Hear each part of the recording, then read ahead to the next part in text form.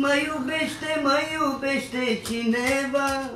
Sorina îl demolează pe Nicolae Guță de pe patul de suferință. Conectată la aparatul de oxigen, șterge pe jos cu el. Ai mâncat salam alterat și pită pe capota mașinii. Scandalul dintre Sorina și Nicolae Guță trece la un alt nivel. Aflată în mare suferință, cu probleme grave de sănătate, Sorina îi dă replica lui Nicolae Guță, după ce acesta a refuzat să o ajute financiar pentru a se opera. În urmă cu mai bine de 10 ani, Nicolae Guță și Sorina erau în topuri cu melodiile lor. Îi iubea și îi aprecia o țară întreagă. Cei doi nu au avut doar o relație de colegialitate, ci au trăit și o poveste de dragoste intensă. După ani buni, cei doi au decis să o ia pe drumuri diferite, ba chiar Sorina alegând să se retragă din lumina reflectoarelor. Acum, uitată de fani și de prieteni, Sorina imploră ajutorul tuturor celor care o pot ajuta. Bolnavă și tristă, Sorina are un singur vis: să trăiască. Chiar și așa, în asemenea condiții grele, Nicolae Guță continuă să întoarcă spatele femeii pe care, cândva, a iubit-o, ba chiar i-a adus și acuzații grave. Sorina nu a rămas indiferentă și i-a răspuns cu aceeași monedă, vrând să arate lumii întregi cine este cu adevărat Guță.